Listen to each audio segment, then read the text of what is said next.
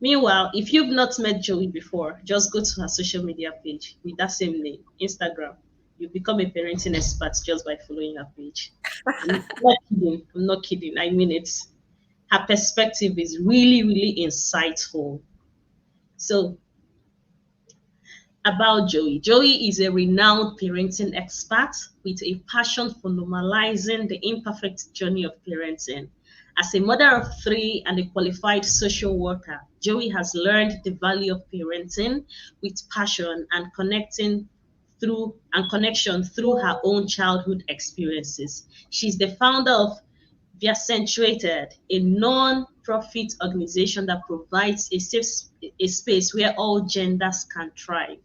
With her candid and practical advice, Joey challenges parents to connect with their children on a deeper level. Her dedication, hard work, and determination to raise well-rounded, confident children inspired her to write her very first book, The Teen Top 25 Foundational Life Lessons for a Thriving Journey to Adulthood. The book aims to start conversations between parents and children as they learn from each other and walk this journey together. Joey also works to help people unlearn and challenge limiting beliefs through her teachings on personal growth and development. She believes in the power of having real, honest conversations in safe spaces and is dedicated to providing a platform for people to heal and grow together.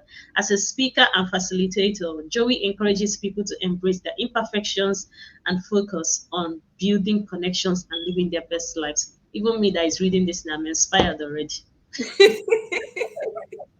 Thank you so much. All right, thank you, Joey. So Joey is going to be taking us on the topic, becoming a safe space for your child, and I'm really, really excited. So I'm going to take the background now while you take the space. Okay, thank you so much. Good evening, everyone. So, as they've already introduced me, I'm Joey Dlamini. It's Dlamini from South Africa. So, I was thinking about it, creating a safe space for your child. That is something that I am very interested in and very passionate about. Where does it begin? How do you create a safe space for your child? I believe that it begins with you as the parent. And that is something that we have never done.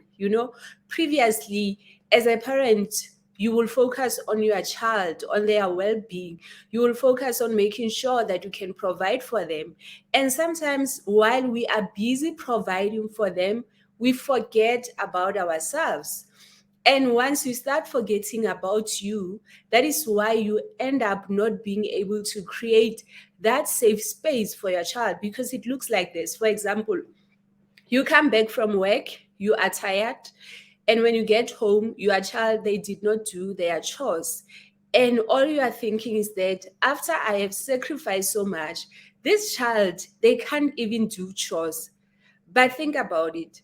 Have you ever set them down? Have you ever taught them and told them your expectation? Do you show them your humanity? In my book, I share about parents are human beings too. The reason I had that title and that chapter is because sometimes as parents, we forget to show that we are human beings with feelings, with fears, and our children end up taking us for granted, or they end up feeling like my parents can take it all.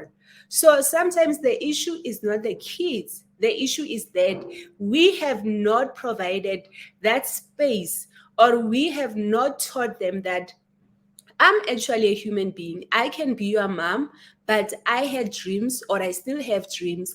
I have fears. I get angry. Sometimes I'm tired. Sometimes I don't feel like making dinner. But if you're not going to share those things with your kids, you won't be able to create a safe space for them. I saw that on the previous speaker, one of the questions was that how do we make sure that we have boundaries while also taking care of our kids?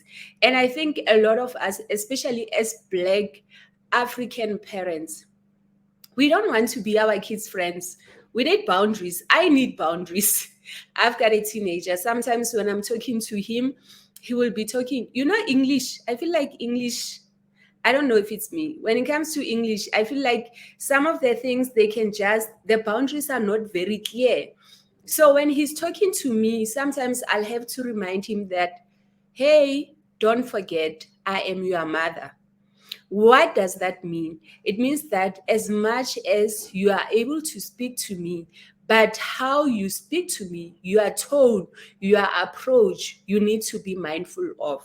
So, creating a safe space for your child, it looks like creating a space where they know that I can talk to mom, I can talk to dad. If I'm not comfortable about something, I can tell my parents and they will listen to me. Listening to you, it does not mean that they agree with you. You can disagree with your kids while also making sure that they still feel safe enough to come to you. One of the last question I saw, it was asking about how young girls end up being molested and the abuser get away with it because young girls are so afraid to talk to their parents, because they are worried that if I confess and tell my parents, instead of hearing me, instead of believing me, they might take the side of the abuser. So, creating a safe space where your child can feel like, this uncle, I don't like the way they touch me, and they can come to you and say, Mom, Uncle so so touched me in this way, and I didn't like it. And they know that when they come to you, you are not going to say, Stop being a silly child. He's your uncle. Go and hug him. Where your child knows that when they say no, you are not going to say that the reason you are saying no is because you are naughty, but you are going to understand that you are raising an individual. And as you are raising an individual, they are discovering who they are. They are discovering what are they comfortable with. So I'm going to share some of the 4 things that I have learned while creating a safe space for my kids. Number 1, there needs to be open communication. No topic is off the table. Think about it. That means that they can talk to you about sex, they can talk to you about religion. They can talk to you about their values, about education. They can ask any question. And as a parent, your responsibility is to create that safe space that says, come and ask this question. And I know for most of us, it is not easy. Some of the topics, they are not easy because we were not taught those topics. We had to discover them later on as adults. But we don't want to raise kids who are misinformed. And now we are raising kids who have access to the internet, who have access to different television programs, who have access to so many people who are speaking to them. So, don't you think it's better for them to know that there is that safe person, there is that person that I can trust? The world is saying that, hi, you are too old, by now you should be dating. Don't you want them to come and say, Mom, actually, my friends are saying that I should be dating. What are you saying as my mom? Even if it's uncomfortable for you. When people are saying, by now, you should start smoking, you should start drinking, don't you want them to come to you and say, this is the conversations I'm hearing outside. My friends have already started and they are saying that I am a late bloomer. Don't you want that? Don't you want your kids to be able to come and talk to you, even if you are not comfortable? I know that I want that. And I've accepted that part of being a parent is being uncomfortable. Parenting will bring a lot of discomfort, especially parenting in this era, in this century. It is completely different from how I was raised. So you need to have that open communication. Number 2, you need to realize that you are not raising mini you. Ouch. That one is not an easy one for me to accept. I love academics. I've always been focused on academics. Can I tell you? I expected my kids to be mini me. I expected them to love reading as much as I did. But what I'm realizing is that they are not mini me. They are going to have different journeys from me. My responsibility is to guide them, is to have open conversations with them, is to allow them and create a space where they are able to ask the questions. I remember one of the conversation we had. My son said, going to varsity is not the only way to be successful. Everything in me was like, what do you mean? That is what I know, and it has worked for me. But on sitting down and being honest with him, I had to admit that there is some truth. But I went back to him with the knowledge and the experience that I have as his mother, where I explained that as much as, yes, university, it doesn't guarantee total success, but at least it's a foundation. If you don't have that qualification, it is going to be much harder for you. And when we had that conversation, he was able to see my point of view. That was not going to happen if, when he said, you know what, mom, varsity is not the only way, and I started shouting and I told him what does he think? Do you think he was going to listen to what I was saying? He was not going to listen to me, because already he was going to go out there and talk to his friends, and his friends were going to convince him that actually we don't need it. We don't need to go to varsity. We don't need to go to school. Look at Mark Zuckerberg. You know how people will use him as an example as if he did not go to Harvard. So, but they will give themselves those examples. Elon Musk, all these people that look like they are doing very well, they are famous, they are popular. They were going to use those people as an example. But because I have created that safe space, it allowed us to have that conversation. The other thing you need to take into account while creating a safe space is that sometimes your kids are going to say no. Do you find it easy to receive no from your kids? Can you please comment? Let me know. Are you okay with your child saying no to you for whatever reason? I would just like to feel the sense. I Are had you? to I had to show up for this particular one. Oh my god. That no part, is difficult, to be honest. It's really difficult. Yeah, you know what? Most of us, I see. I personally, I'm also not okay with my child saying no to me, but I had to learn to be okay with it.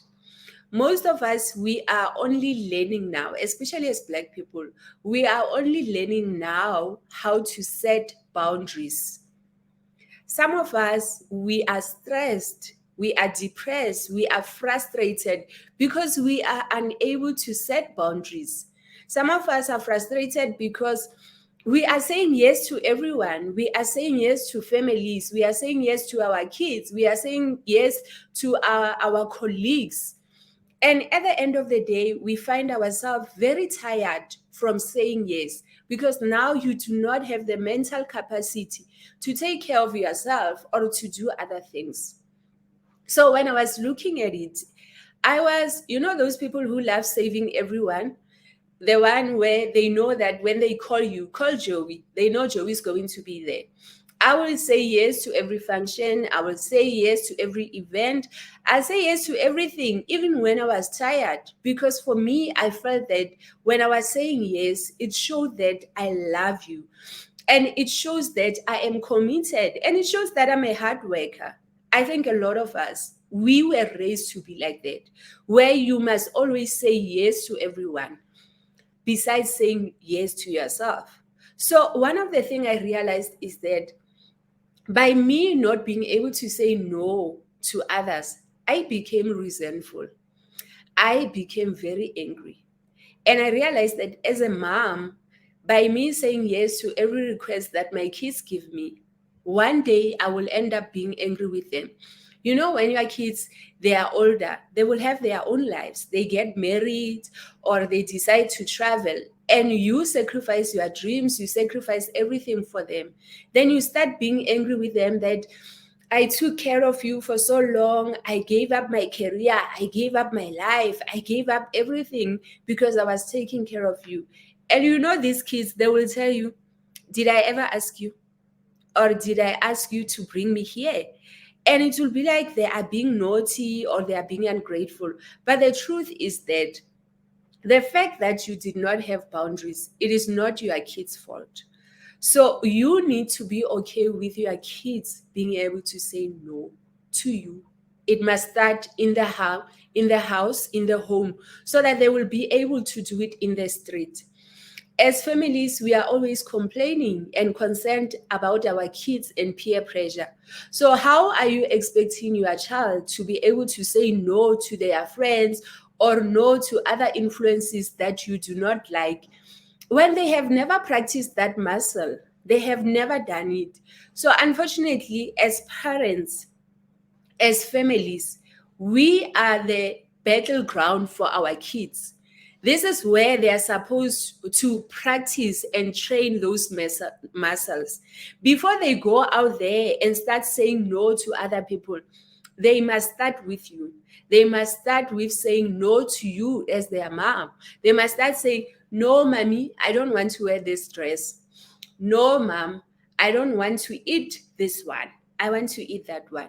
Obviously, it will be within limits, and you will always make sure that it is in their best interest. But as parents, we need to be comfortable with hearing our kids say no by teaching them how to say no and also how to accept no. It benefits them later on when they are in the workspace, when later on when they are married and have their own families, they are able to create boundaries. When they are at varsity, they are able to stand on their own and say, I am not interested in this because this is who I am. So, are you feeling better? Are you feeling better about receiving no, or is it still a hard one? I'm looking for. We are waiting for comments. For me, I think Yes, the learning process. It is. but you still do you see the benefits of them to be able to say no? Yes, I agree with you because right now, even in stress management for adults, right now, one of the things we are teaching is how to say no and stick by it. So, this is something we are teaching adults to learn because as children, we were not allowed to learn it. So, wow, thank you. Exactly, exactly. And I think for us as black people, it is really a challenging one because a lot of us were raised by parents who did not accept or understand us saying no. And when we grow up, that is why it becomes such a challenge for us. And I will use this example. I always share about it that when you look at the workspace where you have people of other races, if you look at them, how confident they are, how assertive they are, and I believe that it's because of how they were raised. They were raised in environments that allow them to say no, that allow them to articulate how they feel, that allow them to ask questions. Yes, I see loving life with Liane. As I stated, context matters. Saying no to bad touch. Yes, we need to teach that. We absolutely do. And I think one of the things that right now where families will sometimes fight, I allow my kids, if they don't feel comfortable to hug someone, I allow them to say no. You know, and it's a strange thing because for us, we used to hug everyone. They will say, oh, this is your uncle from what, they just came. Give them a hug, we'll give them a hug. Or give them a kiss, we'll give them a kiss. It was a norm for us. But for our kids and our current generation, it is a different matter. Some of our kids, they don't feel comfortable, and they will say, and they are saying it in a respectful manner, that Mama, can I please not hug that person? And I feel that as adults, we should be able to understand and support even our friends. One of the things that I had to teach myself is that when I meet my friends' kids for the first time, they don't need to be very friendly with me. They do not know me. I'm a stranger. I need to earn their trust. Even my nieces and nephews that I have not met, I need to give them the space to see me and to trust me. So before, sorry, for us growing up, we were not given that space. We were just expected to have this instant connection with everyone. And if you dare refuse, it will seem like you are a bad child or a naughty child. So, the last one that I'm going to share is that you need to allow your kids to ask questions. One of the things that we try to suppress as parents is that kids are curious, they are naturally curious. And part of their development is that they are going to ask questions. They are going to try out things. Sometimes they will try to open up this toy because they want to see what's inside the toy. Sometimes they are going to just ask you random questions that you are not expecting. But that is part of learning. And one of the other things is that as they are learning, they need repetition. You can't just say something once and expect them to be okay with it.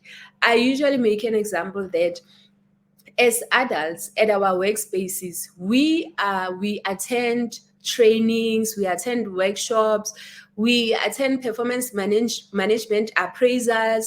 And what happens during that, we go for coachings because we understand that you cannot do something once and be an expert, but you need to continuously upgrade your skills, to continuously learn and get refresher courses and everything.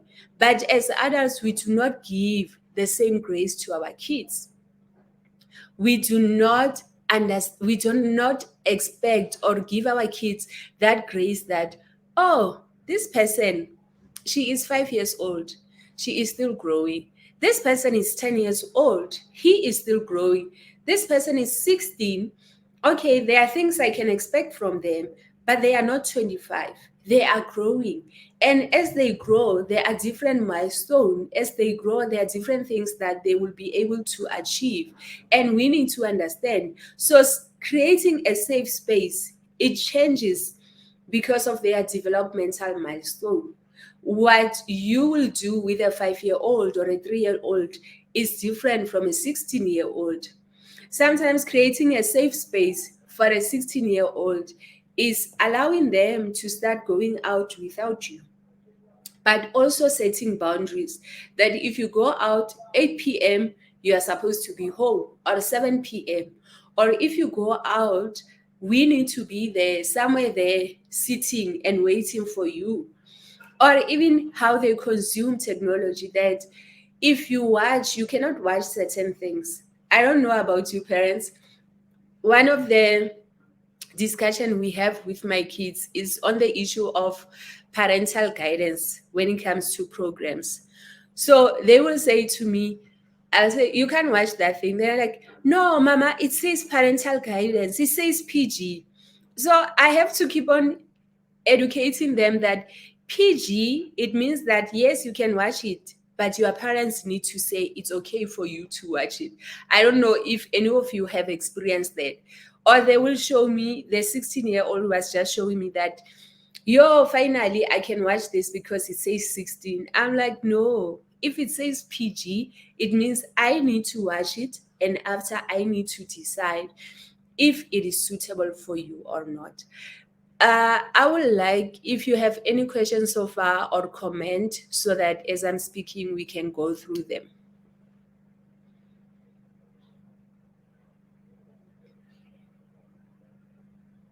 Yes, I see Ramat who's saying there is a lot of benefits of accepting no, but with cautions as well. Exactly, absolutely. I think I'm so glad. Thank you. I appreciate that. It's also important to understand the knowledge and information our parents had. Fortunately, this generation of parents has access to this type of conversation. Exactly. And one of the things I always say, our parents really tried their best with the resources that they had. I agree with you. Our environment really matters. It really matters in how we are raising our kids. So, on several occasions, no to venture swap. No, I understand. It is not an easy thing to accept no from our kids, and also that is why it's important for us to have a conversation with our kids on how do they say no, because as much as you can say no, it does not mean that you must be rude. I believe in something I term gentle honesty. You can be honest and be gentle. You don't have to be brutally honest, or you don't have to be rude. So you need to teach them about the tone. You can't say no to me in a rude way, because it's going to make me feel like, no, this person is disrespecting me. But if they are saying no in a polite way, in a way that they are still acknowledging that you are my parent and I respect you, but I feel like maybe we don't see things the same way. Yeah, Katie saying we can only imagine the number of kids who were abused because of these forced hugs and kisses and their inability to say no. That is sadly true. Hey, that is sadly true. And I think for a lot of us, if we can start this conversation, let us be careful to compare us to whites in their movies, though. I've grown up with whites and the way some of them talk to their parents, so I completely agree with you. And hence I said, when it comes to English, I feel like there is that thin line, especially for us as Black Africans. There is that thin line. And that is why with my kids, I must always remind them that, okay, there is a way to share how you feel, there is a way to articulate yourself and still be respectful. My issue is that where you see people who are unable to advocate for themselves, who are unable to share how they feel, because we were taught to not ask questions or to even disagree with someone, because you will see in families when there are issues and family members, instead of us coming together and addressing those issues, we will rather talk behind each other's backs, which I hate. Instead of coming and saying, I did not like Joey, I did not like how you spoke to me. Can you please in future? Instead, I go to someone else and talk about you, then there is all this fighting. I agree with you. It should never come to a place where we disrespect each other, but we should be able to address things. We should be able to communicate, even if we are scared.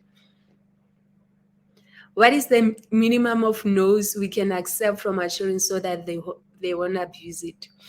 Okay, so for me, I feel like there are some battles that are not worth fighting. I'm going to give you an example. W- The item, when it comes to what your child wants to wear, it shouldn't be such a big issue that you must always be fighting, especially when they are still small, because I've got a daughter, so she likes wearing tutus. And sometimes it's cold. So what I'm doing, instead of fighting about it, I will say, okay, you can wear it with long tights inside. Then it's done. She can choose what she wants to wear between two items. That is something that is not worth fighting for. Then also, when you create boundaries, you must agree about certain rules before it even happens. When it comes to technology, you need to agree about it, that okay, either if they have a phone, you will have your phone weekends instead of during the week, because during the week you need to focus at school. And when you have it at weekends, it's until this time. Or watching TV, if they're not watching TV during the week, that if you're watching TV, it must be by 10 o'clock you should be sleeping, or by 8 o'clock. It depends on the family. So, but you should not be saying no, no, no to everything. Your child says, can I have butter? No. Can I have yogurt? No. Can I go play with my friends? No. Can I go see my aunt? No. Can I watch TV? You are saying no to everything. At the end, the more you are saying no to them, they get used to it, and they are just going to push back, because it's like, what's the point of asking? They're just going to say no. How do you deal with a child that lacks concentration and always does what he wants? He just for he's only 4 years old. Uh, I will I will suggest that if you do have access to a professional, maybe for a play therapy, he should go there just for them to see what's happening. Or if there's the crèche or the school, if they actually have someone who works with kids, so that they can just talk to him. And also, maybe sometimes there is something that is beyond, and sometimes we do not know, or we do not see it, or the teachers, they do not have the resources that your child needs.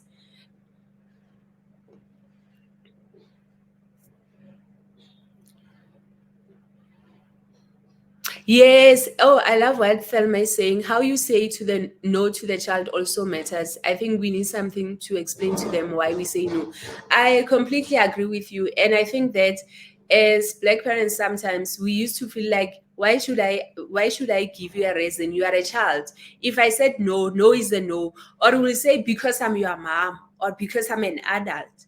But the truth is that if we want to raise kids who are critical thinkers, we need to start giving more than because I said so.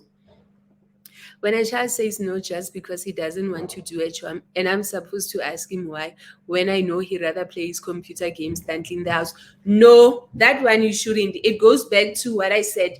If you have rules, you already have the rules that these are your responsibilities. Every day, maybe you are supposed to clean your bedroom, or you are supposed to wash the dishes.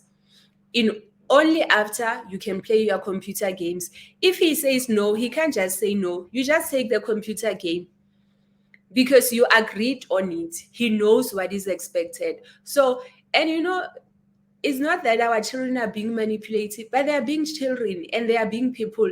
If they see a gap, they are going to use it. So as parents, we need to be consistent. If you said, if you do 1, 2, 3, the result will be 4, 5, 6. They must suffer the result of 4, 5, 6.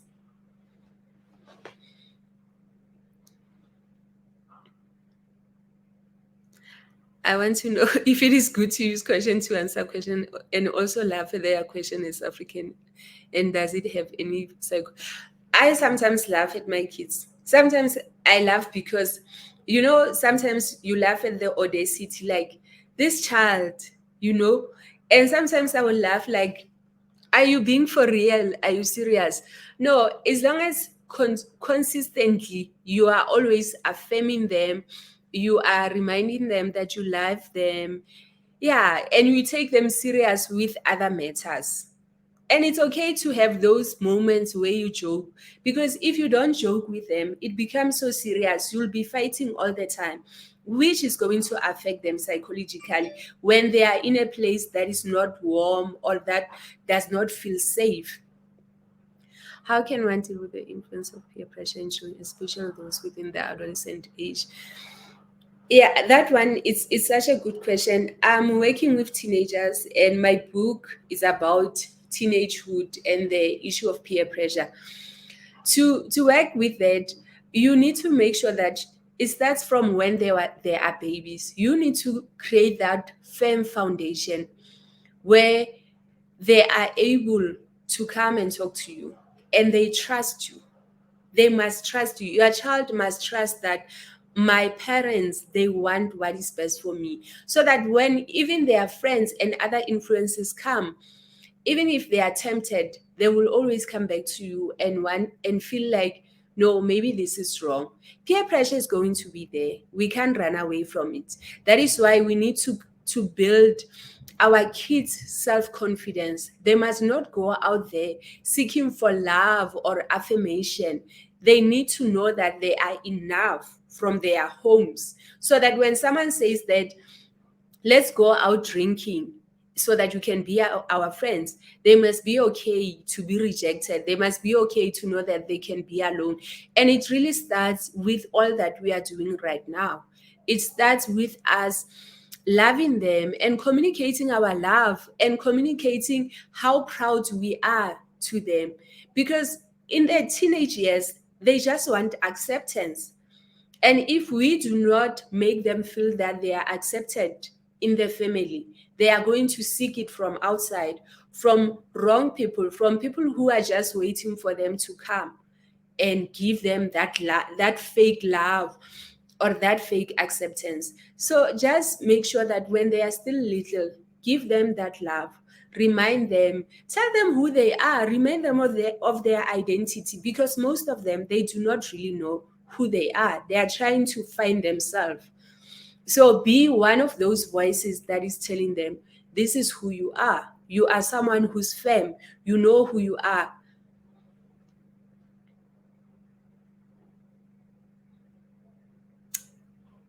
How do we balance setting boundaries and accepting no from our kids without appearing permissive in everything?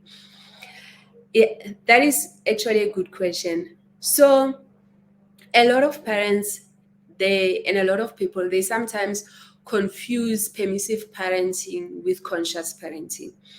Permissive parenting is saying yes to your child for everything, even if it's going to harm them. So it is allowing a 5-year old to be playing in the street at 7 o'clock, 7 p.m. Is allowing your child to watch TV from the morning until the evening. That is not loving your child. When you love your child, you are going to say no. We need to accept that there will be times where you have to say no for their own sake. What is important is how are you saying that no, and when do you say it? Do you say no only when you are angry, but when you are happy, you are in a good mood, or you are distracted, you say yes? And we need to make sure that we do not confuse our children. If today you say that your bedtime is 8 o'clock, and tomorrow, because you are happy for some reason, then they're like sitting looking at you, and they see you are not saying anything at 8 o'clock, you are confusing them. It must be consistent. If bedtime is 8, it must continue to be 8, even when you are happy, even when you have a party, even if they did well. So it needs you to be consistent and to articulate it in a way that always your love for your kids comes through.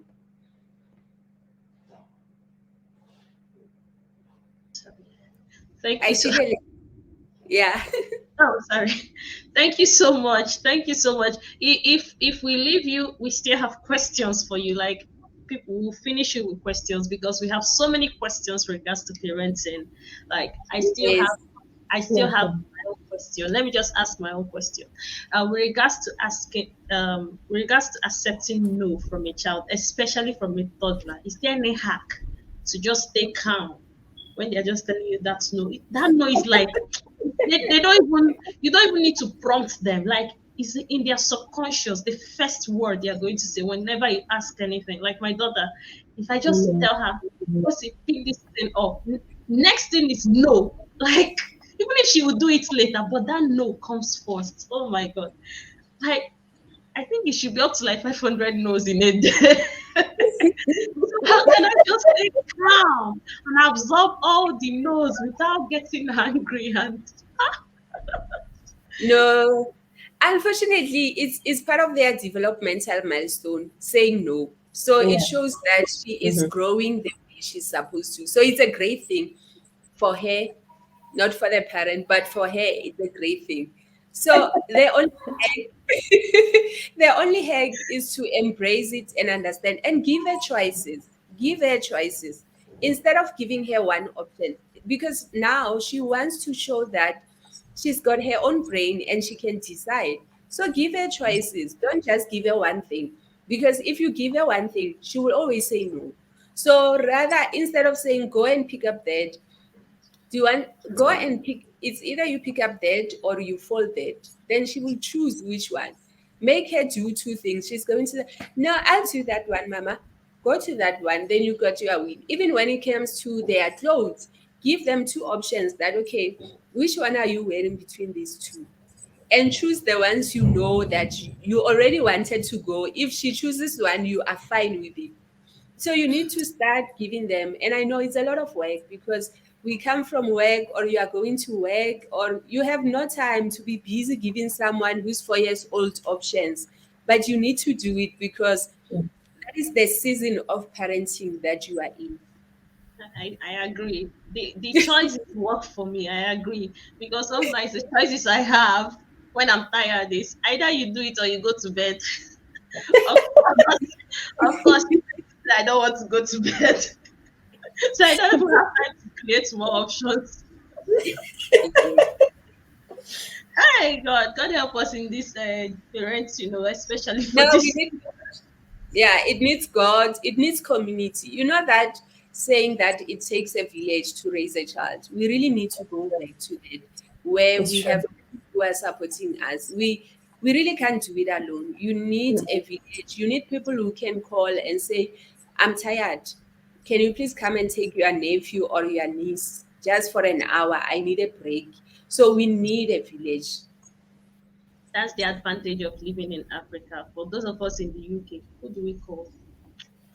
You call us. It's not We it's not advantage of I live in Africa and I do not have a village. You see, Like that's the advantage of living back in a home, like place yeah, like living in so our I own would home. say it's like the advantage of living in a place where your family is. Exactly. Because some people are in I know a lot of people that we immigrated to Cape Town together, some of them have left to different countries. Like I yeah. know someone whose family immigrated to the USA, and she immigrated to the USA because her family is there, you see. So if I immigrate to the UK now, my family is in UK now, so if I immigrate to the UK, I'm okay, I've got my village. So I would say it's about No, where your you family must is. also create it. You must also create it. One thing Yeah, for yeah, me, that's I'm true. here in Joburg. That's the So thing. my family is in Limpopo. I'm in Joburg. So the Mm, people who are supporting me, they are my friends who are mm, now my family. And it's so yeah. cute. My kids like, oh, you are my cousin.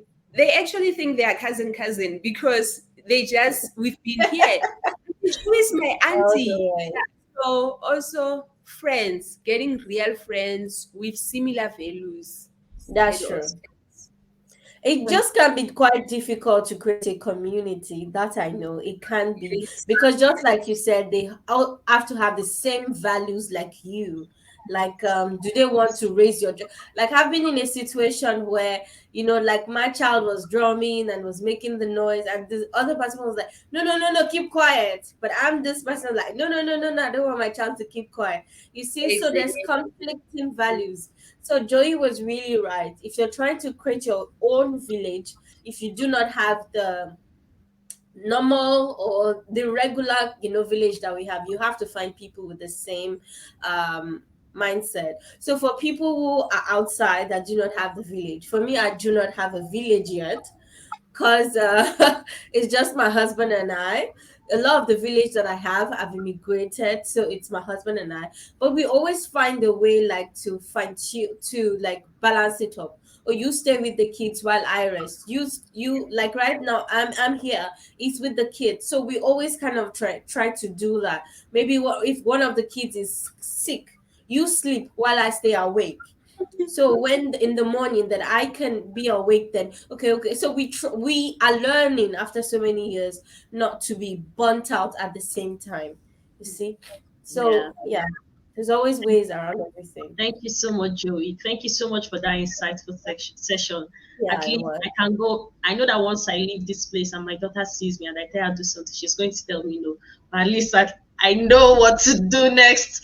I'll just calm myself down and see it as a way of a development, and being Yeah, firm it in is. saying no as an adult is a learning for her that is very important. So And Joey was really right. No is the first sentence. My first child, the first word he learned how to say is no, because keep we are quiet. always saying no to them.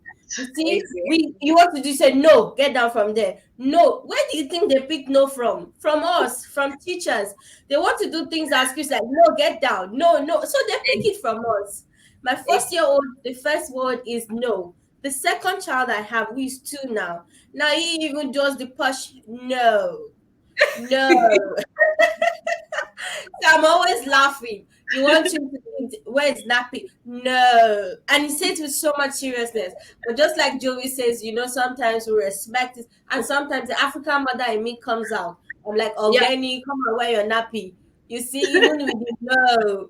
But I'm learning. As African mothers, I think there's a lot of unlearning. So Yes. I'm learning that, okay, like for instance, we fight with bedtime with my 2 year old. My oldest son knows, my 7 year old knows that, oh, it's time to go to bed. But 2 year old's like, I don't want him not, no, no, no. So Yeah. now I'm learning to respect my child and say, okay, you've got 10 minutes more, even though it's two and he doesn't fully understand, but Yes. he Yes. somehow knows when I say, oh, 10 minutes more. Before, the African mother just switch off the thing and they're like, oh, yeah, let's go to bed. But I'm learning to be intentional and say, okay, 10 minutes more, 10 minutes more, 10 minutes more. And then I take him. Even if he still says no, I still switch it off and then I take him to bed. But Thank you so it's much. Thank you so much, Joey. We need to allow you rest now. Thank you so All much. right. thank you so Well, much, Joey. Thank thank Really you. you. appreciate So you. you will remove me, right? Yeah, don't worry, we'll remove you, but we need to say thank you first before we remove you. So if you can find Joey Damini, yeah, I got her name now. You can find her Yes. on social media, Instagram. This is her name, Joey Hmm. Damini. This is the Yes. same name she has on Instagram, and her page is really really insightful. I can attest to that. So just follow her. We are really grateful. Thank you guys. Let's appreciate her in the comments. We are really really grateful. And then our next speaker is here already. We will be having Dr. Emmanuel Awe, and he's going to be teaching us about how to help our children manage their stress. Before he comes on, I'm going to ask you to do one thing and then tell you a brief information about him before I even